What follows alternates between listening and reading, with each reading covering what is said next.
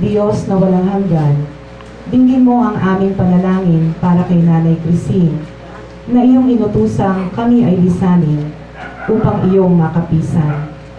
Pagkalooban mo siya ng liwanag, kaligayahan at kapayapaan.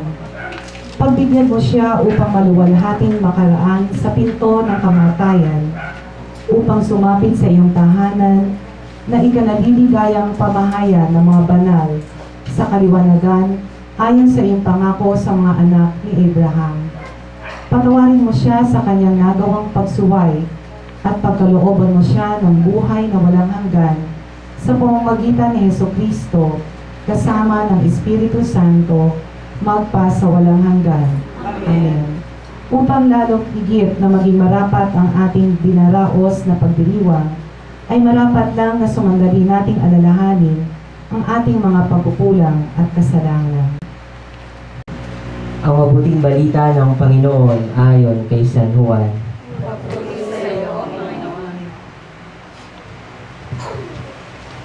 Noong panahong iyon, sinabi ni Jesus sa mga tao, "Lalapit sa akin ang lahat ng ibinibigay sa akin ng Ama, at hindi ko itataboy ang sino mang lumalapit sa akin. Sapagkat ako'y bumaba mula sa langit, hindi upang gawin ang kalooban ko, kundi ang kalooban ng nagsugo sa akin. At ito ang kanyang kalooban. Huwag kong pabayaang mawala kahit isa sa mga ibinigay niya sa akin, kundi muling buhayin sila sa huling araw. Sapagkat ito ang kalooban ng aking Ama. Ang lahat ng makakita at manalig sa anak ay magkaroon ng buhay na walang hanggan, at sila'y muli kong bubuhayin sa huling araw." Ang mabuting balita ng Panginoon. Magsiupo ang lahat.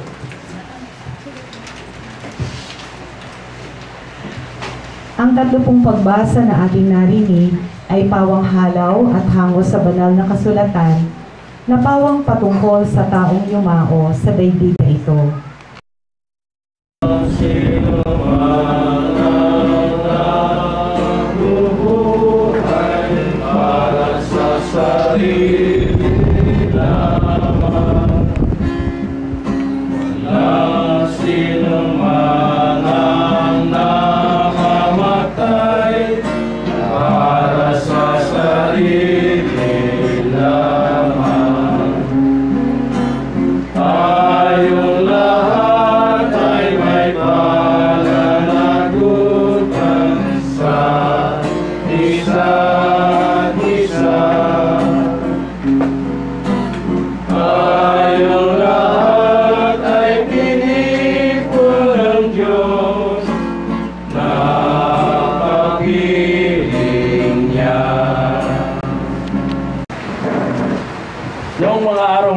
Sa bundok na ito, ang lahat ng bansa ay pinaghanhanda ng Panginoon ng mga hukbo ng isang piging na sagana. Sa pagkain, sa ibabaw ng bundok na ito ay hahawiin ang lambong na tumatakip sa lahat ng bayan.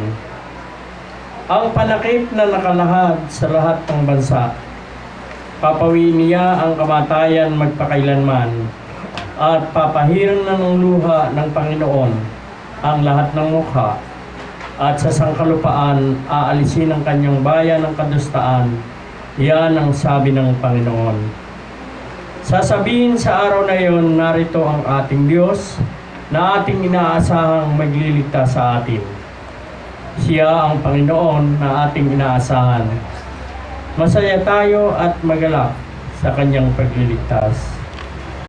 Isang magandang gabi po sa lahat mga kapatid.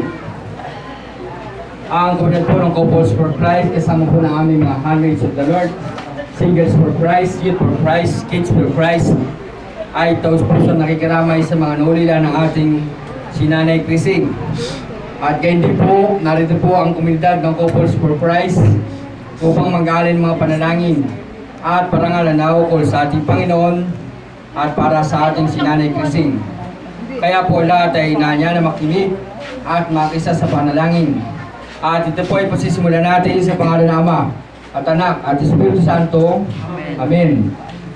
At bilang magkakapatid kay Kristo, at upang tayo po ay maging kalugod-lugod sa ating mga panalangin, ay awitin po natin ang pambungad na awit.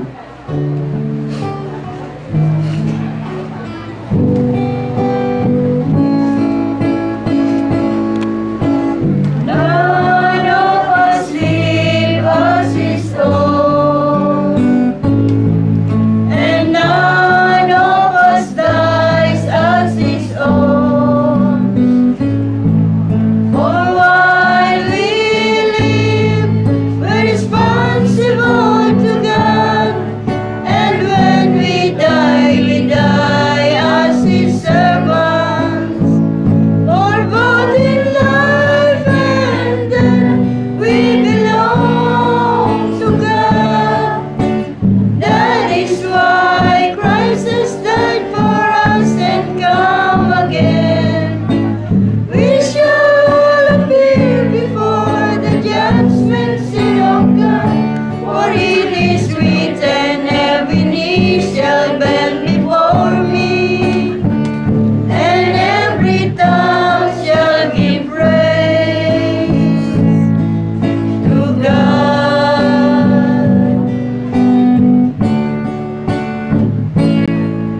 Naman nung matapos ang hapunan, hinawakan niya ang kalis. Uli kanyang pinasalamatan.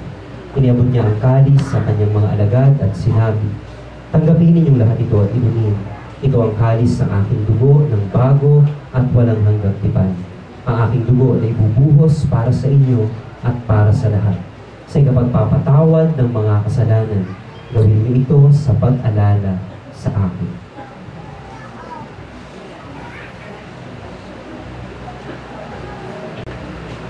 Piling kanawa ng poong may kapal.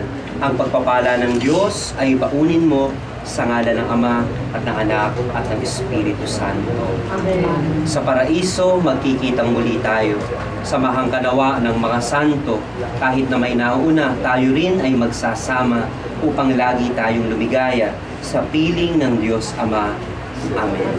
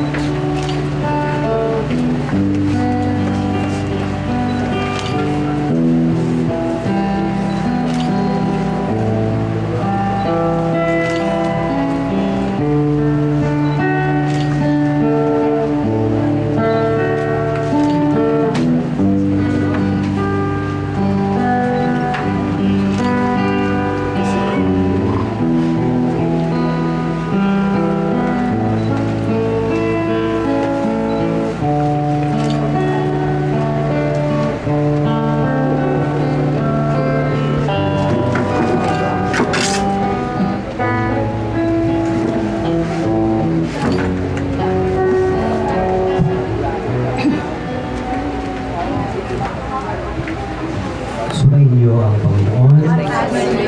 Naway pagpalaan kayo ng makapangyarihang Diyos, Ama at Anak at Espiritu Santo. Pumayo kayo sa kapayapaan at sa pag-ibig ni Kristo.